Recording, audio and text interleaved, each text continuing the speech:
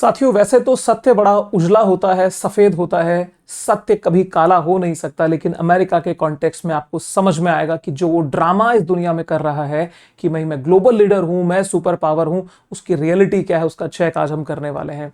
मेरे दोस्तों, America, the great America, the United states America ऐसे ही नहीं बना। अमेरिका के अमेरिका बनने के पीछे करोड़ों करोड़ लाशें दफन हैं। उन सब का एक एक का मुआयना करेंगे और ऐसे कड़वे, तीखे और ज्वलंत 20 ऐसे सबूत आपके सामने पेश करने वाला हूं जो इस बात को प्रूव कर देगा कि भाई हां, अमेरिका एक मौत का सौदागर राष्ट्र है। ये समर्थन या सपोर्ट किसी का बिना लालच के करता ही नहीं है। लालच खत्म, रिश्ता खत्म। और हाल ही के कॉन्टेक्स्ट में, जैसा कि इंडिया ने हाल ही में इसका देखा क्या रूप रंग निकल के आया, उसमें तो ये बात और ज्यादा इंपॉर्टेंट हो जाती है। मेरे साथियों, अमेरिका को दोस्त मानना एक बहुत बड़ी भूल साबित बहुत सारे देशों के लिए हुई है। अब हमें विचार करना पड़ेगा हमारा डायरेक्शन क्या होगा। जब जब इसने किसी के साथ में दोस्ती की है, इसने सिर्फ छुरा घोंपा है, धोखा दिया है। इस बात को प्रूव करेंगे मेरे ये 20 सबूत, जिनको मैंने डीप रिसर्च के साथ में आप लोगों के बीच में आज पेश कर रहा हूं। यदि मेरी बात आपको रियलिटी लगे, बिकॉज हमारे चैनल की टैगलाइन क्या है? Truth, insight and impact. मैं जो बोलूंगा वो ट्रुथ होगा, ये मेरी गारंटी है। इनसाइट, उसका डिटेल आपके सामने पेश करूंगा और आपके कमेंट इस बात को प्रूव करेंगे कि क्या उसका इंपैक्ट पड़ रहा है। तो चलिए दोस्तों, बिना कोई देरी के शुरुआत करते हैं। मैं हूं नीरज पारेख और आज के इस वीडियो में हम बताएंगे आपको अमेरिका के 20 ऐसे एक्टिविटीज जिसने दुनिया के ऊपर एक काला धब्बा पेश किया है। दोस्तों, सबसे पहली शुरुआत यदि हम करें इसके 20 सबूतों में, तो पहला सबसे घटिया लेवल के ऊपर एक्टिविटी जो इसने की, वैसे बहुत सारी हैं, फर्स्ट मैं आपको बता रहा हूं, यह है फिलीपींस। फिलीपींस एक आसियान नेशन है, एक आसियान कंट्री है, चाइना के पड़ोस में है, भारत से भी कोई बहुत दूरी नहीं है। और ये फिलीपींस वो देश है जिसने, जब साउथ चाइना सी का डिस्प्यूट क्रिएट हुआ था, तो साउथ चाइना सी के डिस्प्यूट में चाइना से फ्रंट लड़ने वाला, चाइना के खिलाफ इंटरनेशनल कोर्ट ऑफ जस्टिस में जाने वाला ये फिलीपींस देश ही है। यही वो देश है जिसने भारत के साथ में ब्रह्मोस मिसाइल का भी लेन देन एक्सचेंज किया था। भारत ने इसको सपोर्ट किया था। दोस्तों, यहां पे होता क्या है, फिलीपींस का पहले आप पोजीशन देख लें सर। ये फिलीपींस जो है, फिलीपींस की जो एक्चुअल पोजीशन है, ये पैसिफिक ओशियन के अंदर है और चाइना के बहुत करीब है। यहां पे चाइना है, यहां पे नॉर्थ कोरिया, साउथ कोरिया, यहां पे रशिया आ जाता है। लेकिन जैसे ही आप देखेंगे कोस्टल एंड, तो आपको समझ में आएगा कि यहां पे अमेरिका के, क्योंकि अमेरिका पैसिफिक में कंट्रोल करना चाहता था, तो सर यहां पे इसको फिलीपींस एक सीधा शिकार दिखा। हुआ क्या था आखिर में फिलीपींस में? दोस्तों, फिलीपींस के ऊपर यहां पे कब्जा था, यहां पे लड़ाई तनाव था स्पेन के साथ में, और फिलीपींस को अमेरिका ने इस बात का विश्वास दिला दिया कि भाई ठीक है, मैं तेरे साथ हूं, मैं तेरा सपोर्ट करूंगा, हम मिलके स्पेन से लड़ाई लड़ेंगे। और फिलीपींस को यह फील हो गया कि यार वाह, मेरे लिए तो देवदूत प्रकट हो गया साक्षात, यहां से तो अब मेरा आजाद होना तय है। लेकिन सर हो कुछ और गया। फिलीपींस ने अमेरिका का साथ दिया कि भाई स्पेनिश शासन से तो मैं मुक्ति दिला दूंगा, और फाइनली फिलीपींस पर इसने कब्जा कर लिया। मेरे दोस्तों, सबसे कड़वी बात ये देखिए, 1902 का वो साल था जब अमेरिका ने कह दिया कि भाई ये मेरी तो ऑफिशियल कॉलोनी है, आधिकारिक उपनिवेश है। तो कुल मिलाकर के क्या हुआ मेरे दोस्तों, 2 लाख से ज्यादा फिलीपींस नागरिक मारे गए। और यहां पे इसने प्रूव कर दिया कि यहां पे ये किसी का मित्र नहीं हो सकता। फिलीपींस तो एकमात्र उदाहरण है, अभी तो सर शुरुआत हुई है। दूसरा एग्जांपल आता है सर, तेल का खेल हुआ था ईरान में। ईरान कोई बहुत दूर नहीं है, भारत और पाकिस्तान उसके आगे ईरान। ये थोड़ा सा ज्योग्राफिकल लोकेशन आपको और देख लेंगे तो आपको और बेहतर समझ में आएगा मेरे दोस्तों। यहां पे देखिए, ये इंडिया है, इंडिया से पाकिस्तान, और पाकिस्तान से ये ईरान का पूरा एरिया है। ऑयल में तो रिच कंट्री है ही, आपको पता है। शिया मुस्लिम यहां पे ज्यादा तादाद में है, मेनली शिया डोमिनेंट ये इलाका है। बहुत एक रिच, बहुत ही प्रॉस्परस एक कंट्री हुआ करता था। लेकिन नजर लगी अमेरिका की, अमेरिका का सीधा सीधा फोकस हमेशा रहा है पेट्रोलियम पे, रिसोर्सेज पे, और उसी लालच में सर इसने यहां पे एंट्री दी। अब देखिए यहां पे हुआ क्या था। मेनली यहां पे एक प्राइम मिनिस्टर थे सर, मोहम्मद मौसद्दीक। तो Mohammad Mosaddegh was elected prime minister. अब हुआ क्या, मोहम्मद मौसद्दीक ने एक ऐसा एक्शन लिया और उन्होंने कह दिया कि भाई जो हमारे ऑयल रिसोर्सेज हैं उनका नेशनलाइजेशन कर रहे हैं। नेशनलाइजेशन मतलब कि अब प्राइवेट एंटिटीज को, प्राइवेट कंपनीज को ईरान में आकर के बिजनेस करने का या पेट्रोलियम से रिलेटेड हम कोई काम नहीं करने देंगे। अब आप सोचिए, पेट्रोलियम का मैटर हो और अमेरिका ना भौंके, क्या ये पॉसिबल है? अमेरिका को बुरा लगना लाजमी था, क्योंकि ब्रिटिश इंटरेस्ट भी यहां पे टकरा रहा था। हाल ही में आप लोगों ने देखा होगा एक पेट्रोल पंप पे आजकल बीपी का बड़ा लोगो देखते हैं, जियो बीपी। बीपी को कुछ दिन तक तो मैं भी भ्रम में रह गया, तो मुझे लगा शायद ये भारत पेट्रोलियम है, लेकिन बाद में जब पढ़ा तो समझ में आया ब्रिटिश पेट्रोलियम है। तो यही वो कंपनीज को दोनों को यहां पे घाटे लगने शुरू हुए।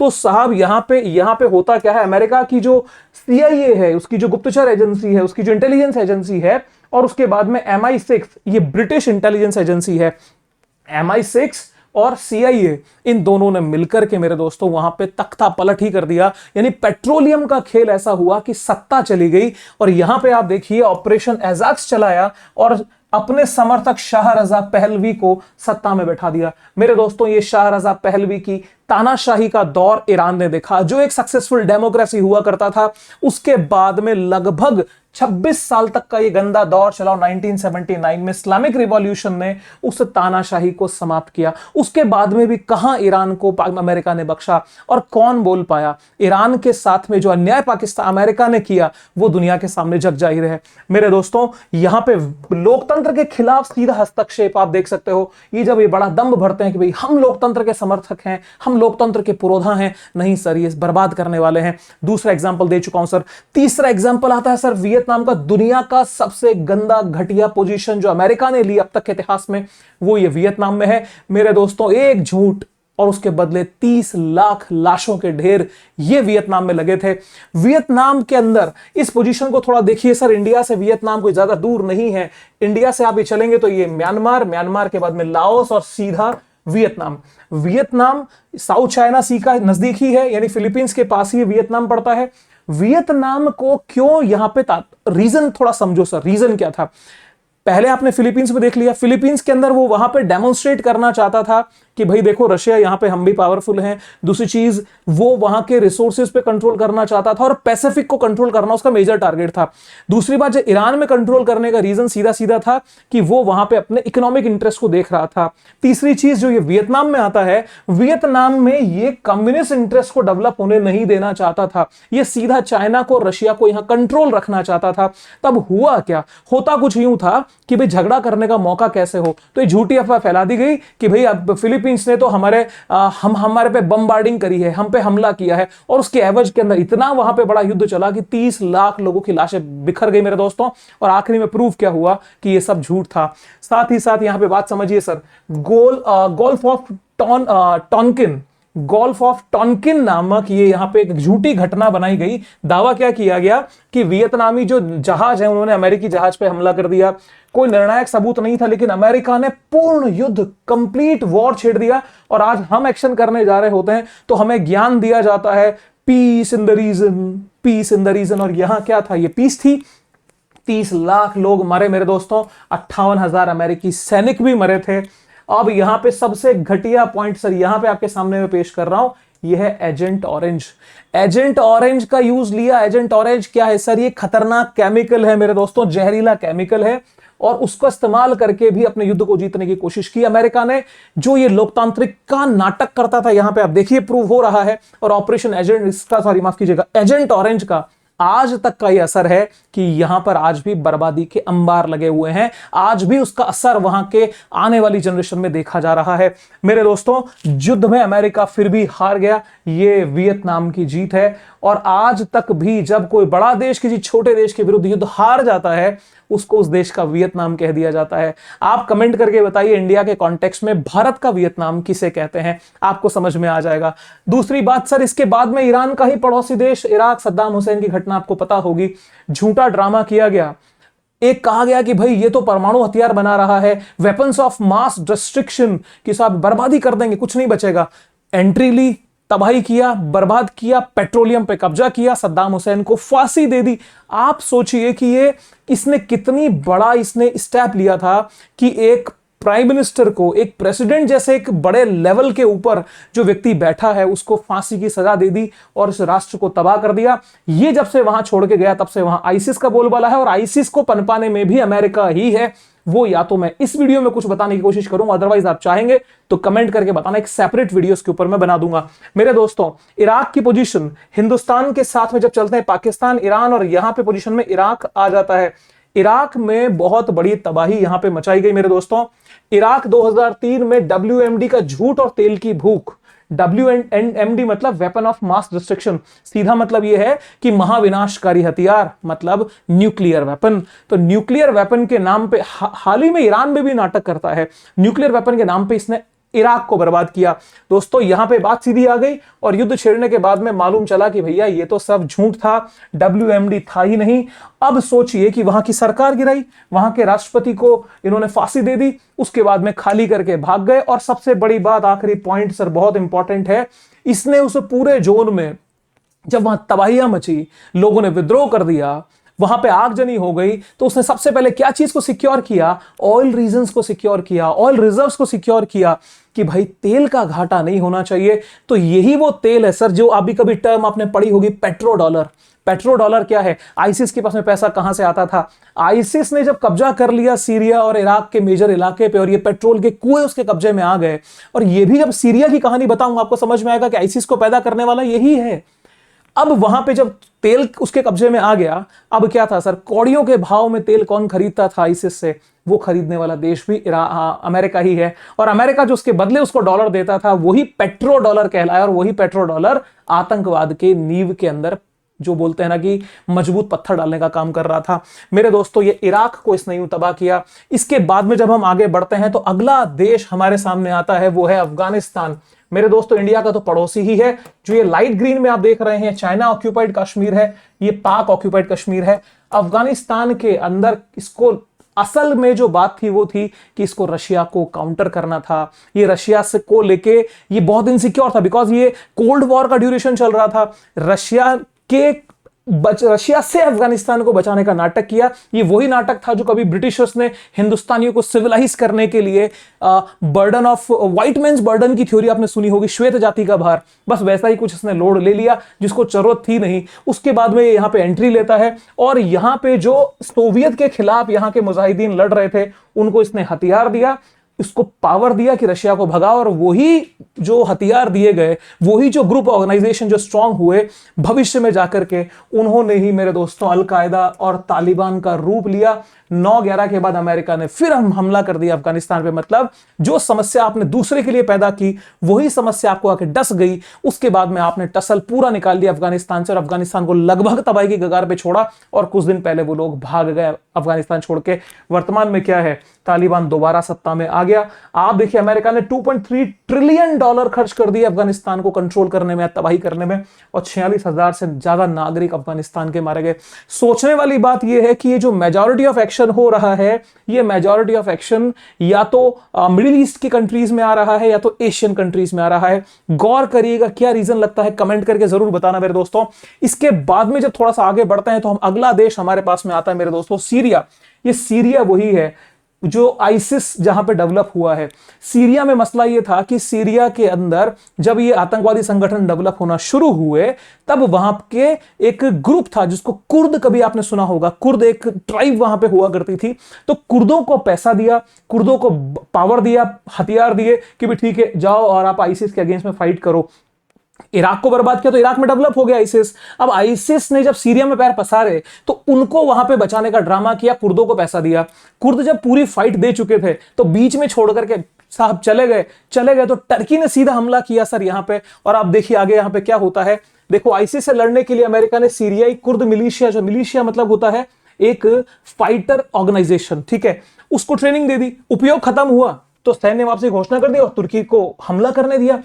तुर्की ने मेरे दोस्तों बड़ी तादाद में कुर्दों को मारा, ठीक है।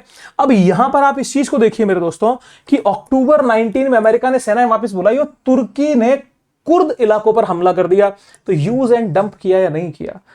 कैसे इस पे विश्वास होगा? कैसे आप कहेंगे कि ये धोखेबाज देश नहीं है? हर एक चीज प्रूव होती जा रही है। कहीं इकोनॉमी के नाम पे किया गया, कहीं पे यूज एंड थ्रो कर दिया गया, कहीं पे टेरिटोरियल एक्सपेंशन के नाम पे किया गया, कहीं अपने स्ट्रेटेजिक लोकेशंस को डेवलप करने के नाम पे किया गया। दोस्तों माफ करिएगा, वीडियो थोड़ा सा बड़ा जरूर होगा, प्लीज पूरा देखिएगा, बिकॉज आने वाले इवेंट्स तो आपको हिला के रख देंगे। जो इवेंट्स में आप लोगों से चर्चा करूंगा, वीडियो पे लगातार बने रहें।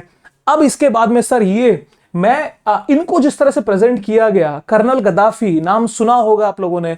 मेरे दोस्तों मैं as a citizen of India, एक भारत के नागरिक होने के नाते मैंने जितना पढ़ा लिखा जाना, मैं इनको, मैं इस वर्ड यूज नहीं कर रहा, मैं इनको बहुत ही ज्यादा ब्रेव पर्सन मानता हूं और इनकी रिस्पेक्ट दिल से करता हूं, क्योंकि इन्होंने अमेरिका को, अमेरिका से डायरेक्ट कोई फाइट नहीं थी, ये सिर्फ अपने रीजन को स्ट्रांग बनाना चाहते थे।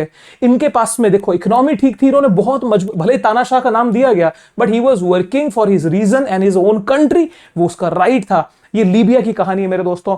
लीबिया के अंदर असल में होता क्या, लीबिया की लोकेशन आप देखो, ये अफ्रीका के एकदम टॉप पे बैठा हुआ, यहां पे मेडिटेरेनियन सी आता है और यहां से यूरोप शुरू होता है, तो यूरोप, एशिया और अफ्रीका का एक स्ट्रेटेजिक लोकेशन ये बन चुका था। अब हुआ क्या था कि ये चाहते थे कि भाई दुनिया में जो ये डॉलर का ड्रामा चल रहा है, तो हम क्यों ना यूनिफाइड करेंसी अफ्रीका की बना दें और डॉलर पे डिपेंडेंसी खत्म हो जाए।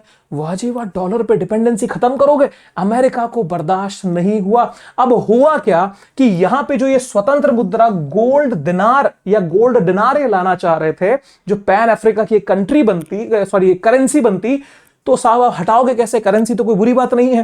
तो उन्होंने वहां पे मैटर छेड़ दिया कि भैया ह्यूमन राइट्स का वायलेशन गद्दाफी की सरकार कर रही है, यहां पे लोगों के साथ ह्यूमन राइट्स वायलेशन हो रहा है, और सरपंच जी कूद गए, इनका कोई लेना देना नहीं, एरिया उनका नहीं, रीजन उनका नहीं। एक सॉवरेन कंट्री को कैसे रौंदा और कुचला जाता है, कैसे लाशों का सौदा किया जाता है, कैसे रक्त रंजित इतिहास खुद को बनाने के लिए लिखा जाता है, ये आप अमेरिका से देख सकते हैं। तो गोल्ड दिनार के नाम पे गद्दाफी की सरकार को गिरा दिया।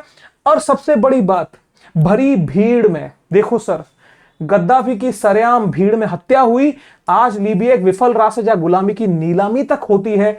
आज आप एक वो देश की इमेजिन करो जो एक इंडिपेंडेंट करेंसी पूरे रीजन के लिए डेवलप करने वाला था, और दूसरी तरफ आप नोटिस करो कि वहां पे गुलामों का व्यापार, स्लैब ट्रेडिंग तक हो रही है, जो लगता है कि एक प्रिमिटिव इसको बना के छोड़ दिया। दूसरी चीज, भीड़ में हत्या हुई मेरे दोस्तों, उसका प्रदर्शन किया गया कि what USA can do, USA can't do anything but the killing and the corruption. Sir 20,000 से ज्यादा लोग हवाई हमले यहां पे हुए, और नाटो तो आपको पता ही है, नॉर्थ अटलांटिक ट्रीटी ऑर्गेनाइजेशन, ये तो जहां चाहते हैं वो अपने इंटरेस्ट के लिए कुछ भी कर सकते हैं। कुल मिलाकर के अपने करेंसी को बचाने के लिए यहां पे ड्रामा किया गया। इसके बाद में मेरे साथियों अगला देश बहुत छोटा सा है, पनामा। ये नॉर्थ अमेरिका है, ये साउथ अमेरिका है। इन दोनों के बीच में ये जो अटलांटिक ओशियन को, ये सर यहां पैसिफिक ओशियन अटलांटिक ओशियन को जो कनेक्ट करता है, ये प्रशांत महासागर है, पैसिफिक, ये अटलांटिक को, तो वहां पे एक पनामा नामक देश है, ठीक है। तो पनामा कैनाल आपने सुनी होगी। यहां पे सर क्या हुआ ड्रामा, थोड़ा सा देख लो सर। देखिए पनामा के नेता थे मैनुअल नोरिएगा, ठीक है। वो सीआईए के साथ में उनकी अच्छी पट रही थी। सीआईए मतलब जो अमेरिका की इंटेलिजेंस एजेंसी है, किसकी, नोरिएगा काम चल रहा था।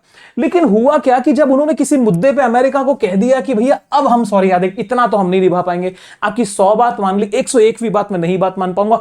अरे तुम हमारी बात नहीं मानोगे। हुआ क्या, ऑपरेशन जस्ट कॉज चलाया और पनामा के ऊपर हमला कर दिया मेरे दोस्तों। 27,000 सैनिक भेजे, सरकार गिरा दी, 3,000 नागरिक मारे गए। स्थानीय रिपोर्ट कहती है, अमेरिका कहता है 300 लोग मारे गए, लेकिन 3,000 से लोग मारे गए थे। पनामा नहर पर कंप्लीट कंट्रोल कर लिया मेरे दोस्तों अमेरिका ने।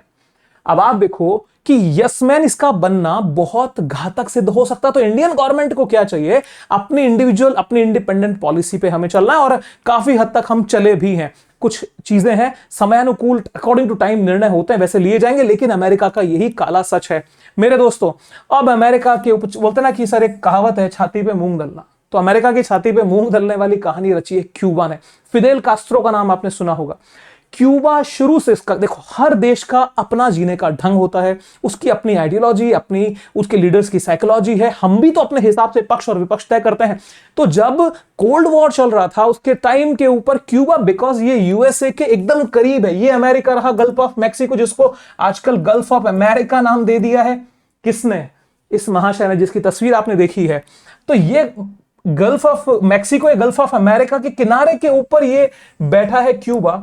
क्यूबा ने क्लियर कट कह दिया कि भैया हम तो कम्युनिस्ट हैं, हम तो रशिया के साथ रहेंगे। और यहां पे आपको पता होगा सर, न्यूक्लियर वेपन तक भी आ गए थे क्यूबा में, बहुत क्यूबा मिसाइल क्राइसिस आपने सुना होगा।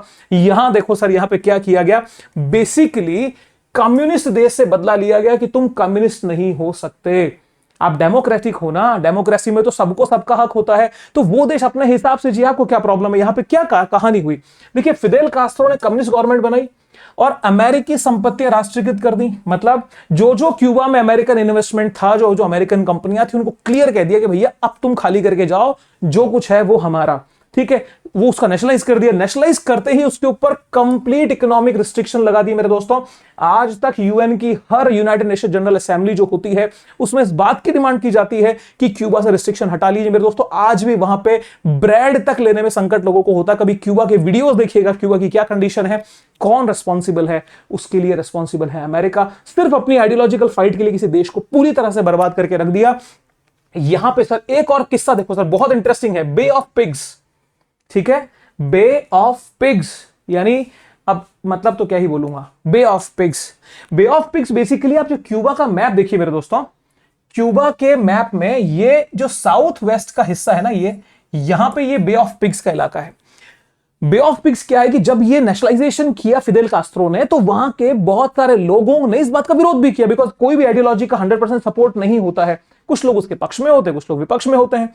तो जो विपक्ष में थे वो लोग चले गए यूएसए। अब अमेरिका ने फिर उनको वापस भेजा कि जाओ और यहां पे क्या कर दो, हमला कर दो, यहां पे के ऊपर पूरी सरकार को गिराने की पूरी प्लानिंग थी। वो बेसिकली क्या कहलाता है, ये बे ऑफ पिग्स में तख्ता पलट की कोशिश, लेकिन ये असफल हो गई। और आज तक भी डिमांड होती है, 190 से ज्यादा देश बोलते हैं, हर एक देश बोलता है इसको फ्री करो। अमेरिका कहता है सॉरी हम नहीं कर सकते मेरे दोस्तों। इसके बाद में ग्वाटेमाला, ग्वाटेमाला की कहानी तो कुछ और ही है सर। ग्वाटेमाला अमेरिका के पड़ोस में, मैक्सिको के जस्ट नीचे। ग्वाटेमाला एक फ्रूट बेस्ड इकोनॉमी, इसकी फ्रूट्स यहां बहुत होते हैं। मतलब आप सोचो कि सर बनाना के लिए, केलों के लिए ऐसी फाइट हुई कि देश की सरकार को गिरा दिया। आप इमेजिन कर सकते हैं ऐसा कुछ हो सकता है? सर यहां हुआ है। एक कंपनी है सर, यूनाइटेड फ्रूट्स को कंपनी, ठीक है, यूनाइटेड फ्रूट्स कंपनी, ये केले के लिए बहुत फेमस है।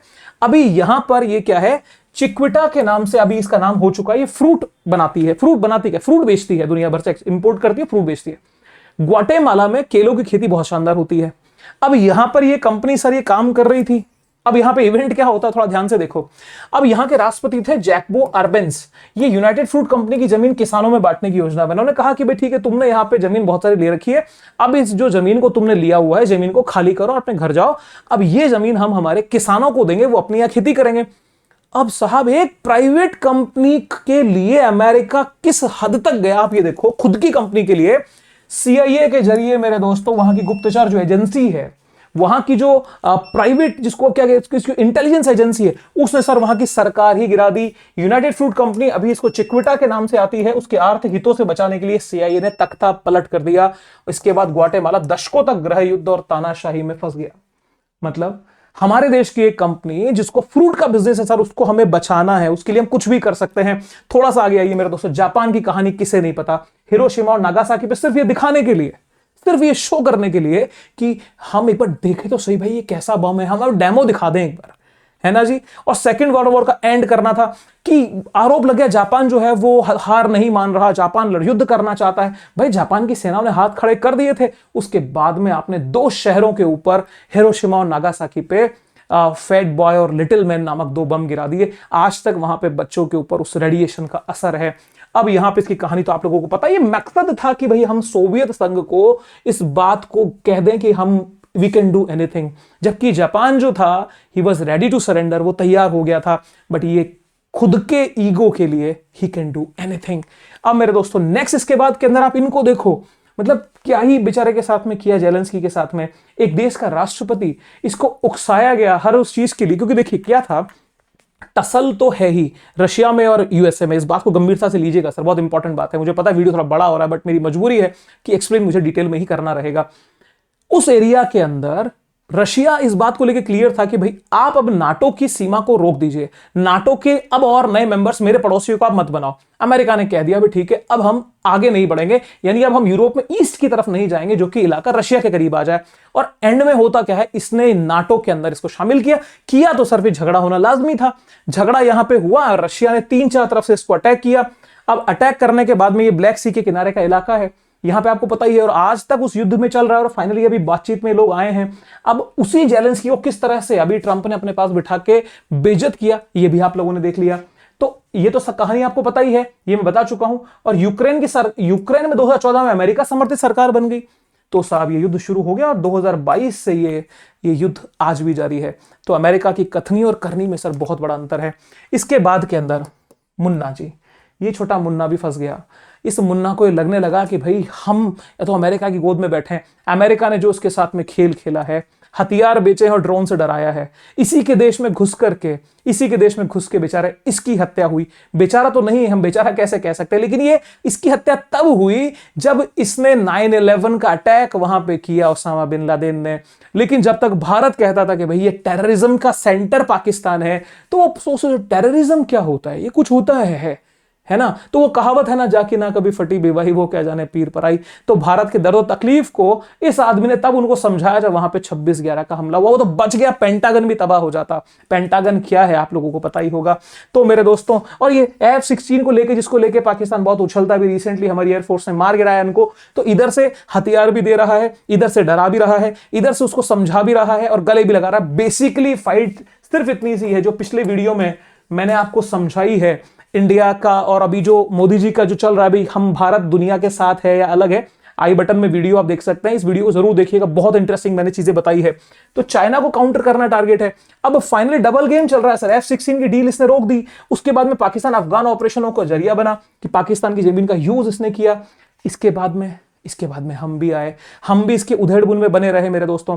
आज तक ये विश्वास काबिल नहीं है। सबसे बड़ा हमको झटका कब लगा था, आप देखिए उस समय पे, कि जब एक टाइम ऐसा आया था, इसके पहले शास्त्री जी का भी टाइम था, जब इसने हमारे को एक स्कीम के तहत आने वाला गेहूं तक इसने रोक लिया था, क्योंकि जब उस देश की कंडीशन ठीक नहीं थी।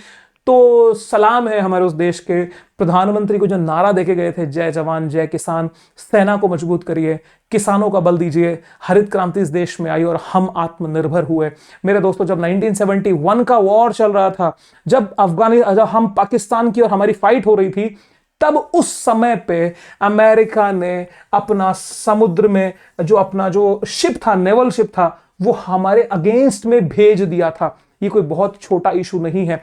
यहां पे बात आप ये देखिए मेरे दोस्तों, उस जहाज का नाम था USS एंटरप्राइज। ये USS एंटरप्राइज भारत के खिलाफ यहां पे आया। मेनली क्या है, भारत को वो क्यों सपोर्ट की भाषा भी क्यों बोलता है, बिकॉज अमेरिका को पता है ये डेमोक्रेटिक कंट्री है, तो इतना एग्रेसिव नहीं है, तो चलो ठीक है, काम चल रहा तब तक चलाते हैं। लेकिन वो भारत के थ्रू ढाल बनाना चाहता है, भारत को ढाल बना के युद्ध करना चाहता है चाइना से, क्योंकि चाइना उसका डायरेक्ट राइवलरी है और सीधी फाइट यहां पे है। तो वो बेसिकली वो इंडिया को सिर्फ यूज कर रहा है। इस बात के ऊपर हमें बिल्कुल अवेयर रहना चाहिए। अब मेरे दोस्तों, इसके साथ में सर अगला देश आता है चिले। चिले का नाम सुना होगा, साउथ अमेरिकन कंट्री है।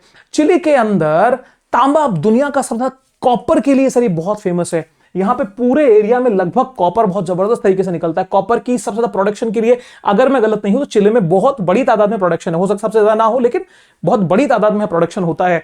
तो दोस्तों, चिले के में क्या किया गया, 1970s का दौर था। चिले की जनता ने लोकतांत्रिक ढंग से सल्वाडोर अयेंडे को राष्ट्रपति चुना। ध्यान से सुनिएगा सर, चुनाव हुए, जनता ने वोट देके चुन लिया। अयेंडे ने क्या किया, समाजवादी सुधार लागू कर दिए 1971 में। समाजवादी की मतलब सोशलिस्ट मतलब अगेंस्ट द कैपिटलिस्ट। और जैसे ही कैपिटलिस्ट के अगेंस्ट कोई बात आती है, अमेरिका के पेट में दर्द शुरू होता है और तबाही का तांडव सर यहां शुरू किया। अब अमेरिका ने तांबा कंपनियों को, अमेरिका की जो कॉपर कंपनीज वहां काम कर रही थी, उनको नेशनलाइज कर दिया। उसने कहा कि भाई अब ये सरकार की हो जाएंगी सारी। अब पूंजीवाद नीति के खिलाफ ये पाया और वहां पे फिर CIA ने क्या किया मेरे दोस्तों, सैन्य तख्ता पलट करा दिया। वहां की सेना को समर्थन दिया, राष्ट्रपति भवन पे हमला कराया। अब ऐसी ही सेना उनकी थी। आज भारतीय सेना के मुकाबले जो जज्बा और देशभक्ति का पाठ हमने सीखा और सुना, हमारे रगों में दौड़ता है, वो शायद यहां नहीं था। वहां की सेना को भड़काया गया, उकसाया गया, फंड दिया गया, टेक्निकल सपोर्ट दिया गया और राष्ट्रपति भवन पे हमला कराया। जनरल ऑगस्टो पिनोशे, याद करिएगा, ये वही है जिसकी ये सेना का अध्यक्ष था। उसको सत्ता में बैठा 17 साल तक उसने अपनी तानाशाही की। किस लिए, कि सिर्फ तांबा कॉपर उसके हाथ से ना निकल जाए। पूरा देश की स्ट्रक्चर को खत्म कर दिया। 3,000 लोग मारे गए, 40,000 से ज्यादा लोगों को यातनाएं दी गई। अब देखो सर, ये क्या है, कॉडलेको जैसी चिली की तांबे की कंपनियों को अमेरिकी हितों के अनुकूल बना लिया। यानी बड़ी बड़ी जो कंपनियां गवर्नमेंट की थी, उसको भी अपने अगेंस्ट, अपने सपोर्ट में किया कि उनके अगेंस्ट ना हो पाए। बहुत सारे एग्जाम्पल आ रहे हैं, कुछ एग्जाम्पल और बचे हैं। अब मेरे दोस्तों, अब आओ सर यमन पे। यमन तो सर पूरी तरह से लगभग अमेरिका ने तबाह करके छोड़ दिया है। यमन की कहानी बड़ी क्लियर है सर। यहां हुआ क्या था, एक हूती विद्रोहियों के थे। 2015 में सऊदी अरब ने यमन में हूती विद्रोह के खिलाफ युद्ध छेड़ दिया। हूती विद्रोही काम कर रहे थे। अब इस युद्ध में अमेरिका ने खुला समर्थन दिया, हथियार दिए, खुफिया जानकारी दी, फ्यूलिंग सपोर्ट दिया। अब यहां पे इसकी वजह से यमन दुनिया का सबसे बड़ा मानवीय संकट में बदल गया। मतलब जो हूथी के साथ में, हूथी के अगेंस्ट के अंदर फाइट कर रहा सऊदी अरेबिया, सऊदी अरेबिया के साथ में चले गए। अब यमन में लगभग 5 लाख से ज्यादा लोग, बच्चों की मौत हुई, कुपोषण दवाओं की कमी से हो गई। अमेरिका ने सऊदी अरब को अरबों डॉलर के हथियार बेच दिए। हूथी के खिलाफ फाइट करनी है, हथियार खरीदो। अभी रिसेंटली लोन पाकिस्तान को मिला, वीडियो देखो आई बटन में, क्यों ये लोन दिया गया, कैसी कहानी है, बहुत इंटरेस्टिंग वीडियो बनाया था। अब यहां पर कुल मिलाकर के अरबों डॉलर के हथियार बेचे, धंधा करना था ना सर, लोग मरे तो मरे, हमें क्या फर्क पड़ता है इस बात से। हथियार बेचो, पैसा कमाओ, उधर आतंकवादी को पैसा दो, पेट्रो डॉलर कमाओ। अब ये सर ये कहानी हुई, आपके सामने क्लियर कट है। और यूनाइटेड नेशन सिक्योरिटी काउंसिल में युद्ध बंद करने के प्रस्तावों को भी कमजोर कर दिया सर इसने, ठीक है। इसके बाद में ग्रीस। ग्रीस तो सर ये वो बहुत ब्यूटीफुल सा नेशन है, यूरोप की कंट्री है। जब ये यहां पे बात आई, आपने सुना होगा कभी मार्शल प्लान, तो मार्शल प्लान के साथ पैसा दिया, पैसा देकर के बोला कि भैया अब इनको हमारे अनुकूल बनाएंगे और इनकी पूरी इकोनॉमी को ही अपने अंडर में, अपने अकॉर्डिंग करने की सर यहां कोशिश हुई। ये मार्शल प्लान के तहत इसको अपने कब्जे में लिया। और आज भी सर वहां पे क्या है कंडीशंस, उसकी आज तक इकोनॉमी उठ नहीं पाई है। बेल आउट पैकेज पे पैकेज वो ले रहा है, आईएमएफ से सपोर्ट लिए जा रहा है, क्योंकि वो चाहता था कि ये सोशलिस्ट इकोनॉमी में कम से कम एटलीस्ट कन्वर्ट ना हो। कितना दिया था सर, $400 मिलियन से ज्यादा इसने पैसा दे दिया। आर्मी को सीधे ट्रेनिंग करना शुरू किया। और कोल्ड वॉर के प्रारंभिक युद्धों में से ये एक था ग्रीस का 1950 का, जो आपके ट्रूमैन डॉक्ट्रिन का पहला प्रयोग यहां पे हुआ मार्शल प्लान के तहत। अगला देश आता है मेरे दोस्तों हैती। ये हैती जो है, हैती क्यूबा के करीब है, ठीक है, क्यूबा के करीब है। यहां पे एक डेमोक्रेसी डेवलप होने जा रही थी, वो एक अपना बड़ा देश बनने वाला था। हैती को उसने लगभग तबाह किया। दुनिया का पहला ब्लैक्स गणराज्य था जो फ्रांस से गुलामी के खिलाफ क्रांति करना चाहता था, भी हमें आजादी चाहिए। अमेरिका ने 1915 से लेकर कई बार हैती में सैन्य हस्तक्षेप किया, लोकतांत्रिक सरकारें गिराई, कठपुतली शासन लगा दिया। और आज भी मेरे दोस्तों आप ये देखो सर, अमेरिका ने 1934 तक हैती पर सीधा सैन्य कब्जा बनाए रखा। तो आप इस बात से ये प्रूव हो चुका है कि अमेरिकन पॉलिसीज जो है वो हमेशा सेल्फ इंटरेस्ट में रही हैं। इसका कोई मोरल नहीं है, इसकी कोई एथिकल वैल्यू नहीं है, किसी चीज को ये कुछ नहीं समझता। इसलिए दुनिया के सबसे घटिया देशों में सबसे ऊपर ये इकलौता देश आता है sir, Somalia. Somalia African horn country है, पता ही है। यहाँ पे जो पायरेट्स का, समुद्री लुटेरों का बड़ा आतंक यहां रहता है। फिलहाल ये देश के टुकड़े हो चुके हैं, सोमालीलैंड, सोमालिया और आपके पुंटलैंड, ये इस एरिया में आ चुका है। अब यहां पे क्या है सर, जो यूनाइटेड नेशंस ने कहा कि भाई हम यहाँ पे लोगों की गरीबी है, ह्यूमन राइट्स को हम बचाएंगे, लोगों की सहायता करेंगे, उसके नाम पे इसने एंट्री मारी, एंट्री मार करके हथियार बेच दिए और लोगों को आज तक वहां पे उस बुरी स्थिति में से ला करके डाल दिया। मेरे दोस्तों ऑपरेशन रिस्टोर होप शुरू किया, बाद में सशस्त्र संघर्ष में इसको बदल दिया मेरे दोस्तों।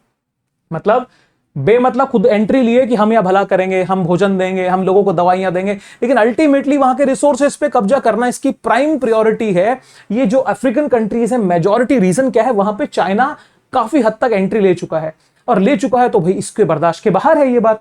ये कैसे उस चीज को बर्दाश्त करेगा, ठीक है। अब उसी के कॉन्टेक्स्ट में यहां पे आप देखें 1000 से ज्यादा सोमाली लोगों की जान यहां जा चुकी है। सोमालिया के अंदर भी इसने गड़बड़ किया है। और सबसे खतरनाक जो यहां पे काम हुआ है वो हुआ है सर एफ्रीकॉम का। एफ्रीकॉम के बारे में जान लीजिए क्या होता है। एफ्रीकॉम बेसिकली आप देखो पूरे अफ्रीका के अंदर ये कमांड इसने यूनाइटेड स्टेट्स अफ्रीका कमांड के नाम से इसको बोला है, अफ्रीकन कमांड। इसने पूरे अफ्रीका के अंदर अपनी कमांड स्टैब्लिश कर ली है। Eastern command, south command, central command, western command और नदर्न कमांड, 5 कमांड इसने बना ली। और कुल मिलाकर के लगभग पूरे अफ्रीका को अपने कंट्रोल में लेने की कोशिश कर रहा है। इसका ऑब्जेक्ट आप सीधा देखो sir, United states African command या जो अफ्रीकॉम इसे कहा जाता है 2007 में बना। उद्देश्य क्या देता है, ये दिखाता बड़ा अच्छा है भाई, हम तो ना देवता आदमी हैं, हम आपका भला करना चाहते हैं, आतंकवाद रोकेंगे, अपराध रोकेंगे। लेकिन अफ्रीका को पूरे ड्रोन बेस, सैन्य अड्डे और खुफिया नेटवर्क फैला दिया खुद का। क्यों? क्योंकि चाइना को मेन काउंटर करना था मेरे दोस्तों। 50 से ज्यादा देशों के अंदर अमेरिकी गुप्त सैन्य गतिविधियां दर्ज हो गई। नाइजर, आपके ये बोटी है, केनिया है, ड्रोन बेस बना दिए गए, युद्ध अभियानों को इस्तेमाल ये कर रहा है। चीन को अफ्रीका में व्यापारिक प्रभाव को रोकने के लिए रणनीति मेरे दोस्तों ये क्या हो गई, तेज हो गई। कुल मिलाकर के आप मोर और लेस देखेंगे तो ये वो 20 इवेंट मैंने आपको बताया जो इस बात को अच्छे से प्रूव करते हैं कि लाशों का सौदागर ग्रेट अगर हो जाए तो उसको ग्रेट नहीं कहते मेरे दोस्तों। क्या लगता है आपको कि भारत का ये साथ देगा? इतने इवेंट, और ऐसे ही 20 और इवेंट हो सकते थे। ऑलरेडी पहले मैं 10 को सोचा 10 बताता, फिर मुझे लगा नहीं, मेजर 20 तो कम से कम मुझे आपके सामने रखनी चाहिए। And I am very thankful for your patience also, कि इस छोटे से एफर्ट को आप पूरे वीडियो में कम से कम आपने देखा। मेरे दोस्तों, अब आप मुझे बताइए, क्या ये लाशों का सौदागर, ये जो 20 सबूत मैंने आपको दिए जहां पे खुद को बहान बनाने का जो ड्रामा खेला गया और उसके पीछे की हकीकत है, अगर ये सही है और कुछ बातें भी आपके मन में चुभी है मेरे दोस्तों, कि वाकई में ये अमेरिका का ये काला सच है और हकीकत में ये कभी किसी का सगा नहीं हुआ, मन में चुभा हुआ है, दर्द हुआ है, तो वीडियो को लाइक करिएगा, दोस्तों के साथ में शेयर करना, सो दैट बाकी लोगों तक ये इंफॉर्मेशन, ये वीडियो पहुंच पाए। और आपको क्या लगता है, मेरी बातें सत्य हैं, आपका क्या ओपिनियन है, कमेंट कम से कम जरूर कीजिएगा। वो कमेंट इस बात को प्रूव करेगा कि हमारे एफर्ट के साथ में आप जुड़े हैं। ऐसे ही इंटरेस्टिंग वीडियोस के लिए without any delay subscribe button दबाइए, बेल आइकन जरूर प्रेस करना, सो दैट सारे आपको वीडियोस जो है वो नोटिफिकेशन मिल जाए और हम नीरज पारेख ऑफिशियल के परिवार को और बड़ा बना पाए। वैसे हम बहुत धन्यवाद करते हैं आप सभी का कि बहुत ही कम टाइम में, सिर्फ इतने से समय में हम बहुत फास्ट ग्रो कर रहे हैं, बिकॉज हमारे एफर्ट में 3 चीजें हमारे पास हैं जो हमारे आपको चैनल आर्ट पे भी देखने को मिलेंगी। चैनल का टैगलाइन है truth, insight and impact. Hopefully चीजें आप तक पहुंच गई होंगी। Wish you very happy learning.